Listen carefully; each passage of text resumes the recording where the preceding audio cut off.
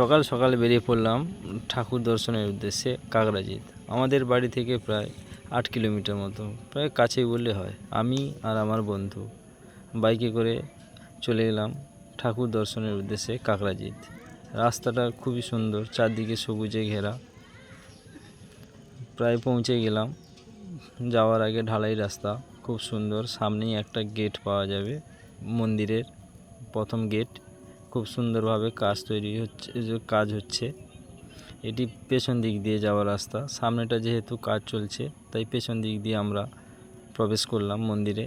মন্দিরটি খুব সুন্দর দূর থেকে, এবং কাছেই আরও সুন্দর লাগে। এটি মন্দিরের পেছনের রান্নার রুম, প্রসাদ রান্না হচ্ছে এদিকে। বামুন ঠাকুরা সবাই রান্না করছে। কাছেই রয়েছে টিকিট কাউন্টার। প্রসাদ কুড়ি নিতে হলে টিকিট কাউন্টারে টিকিট কেটে প্রসাদ নিতে হবে। আমরা চলে গেলাম রান্নার রুমে, দেখলাম কিভাবে রান্না হচ্ছে। এখানেই টিকিট কাউন্টার, আমরা টিকিট কেটে নিলাম। টিকিট কাটার পর একটু দেখলাম যে রান্না কেমন হচ্ছে। রুমের ভেতরে ঢুকলাম। কত সুন্দর মন্দিরের কাজ হচ্ছে, গেটের কাজ খুব সুন্দর। সামনেই বাজার, কাকরাজিৎ বাজার। এখানটায় প্রায় হাট বসে। চারদিকে দোকান, গাছ, বড় বড় গাছ। মন্দিরের সাইডে খুব সুন্দর একটি পুকুর আছে। পুকুরেই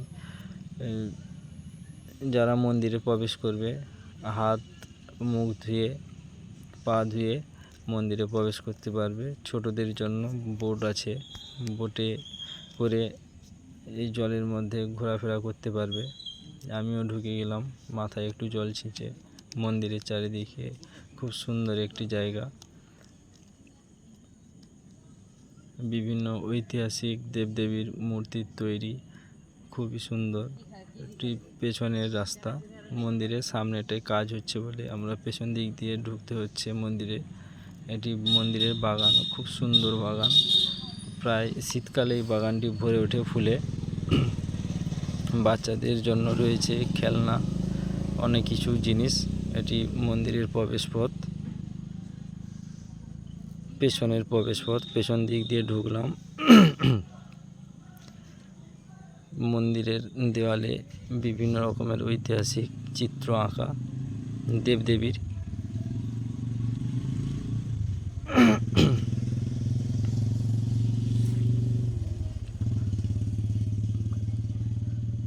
খুব সুন্দর লাগছে দৃশ্যগুলি।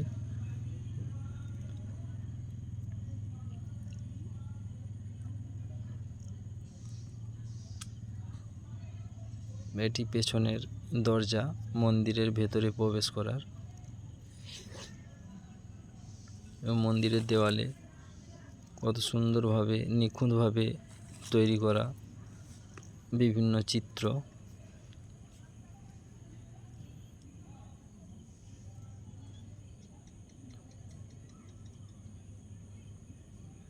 আপনারা যারা যাননি একবার ঘুরে আসুন, খুবই ভালো লাগবে। মনের মধ্যে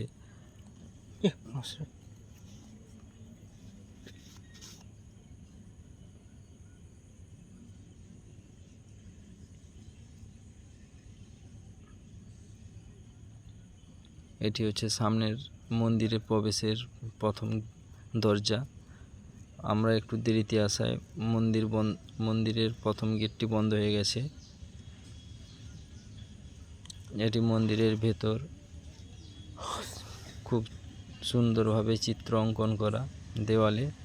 আমাদের প্রসাদ দেওয়া শুরু হয়ে গেছে। আমরা যে কুপন কেটেছিলাম সেটি নিয়ে লাইনে দাঁড়িয়েছি প্রসাদ নেওয়ার জন্য। প্রসাদ প্যাকিং করছেন। আমার বন্ধুটি লাইনে দাঁড়িয়ে আছে প্রসাদ নেওয়ার জন্য। এটি হচ্ছে বিভিন্ন রকমের দাম পুজো দেওয়ার। অবশেষে প্রসাদ নিয়ে বাড়ি ফিরছি। খুব সুন্দর।